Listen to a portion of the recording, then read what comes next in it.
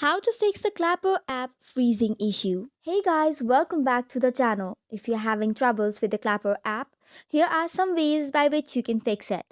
First and foremost, we need to make sure you're using the latest version of Clapper. For this, visit your app stores for Clapper and then update if a new version is available, or you can get it from its official website as well. Now that this is done, restart the app. Close all the background applications by swiping it away from the recent app and relaunch the app to see if the freezing issue persists. Step 3. Long press your Clapper app and go to App Info. Head over to Storage and Cache and then clear the cache.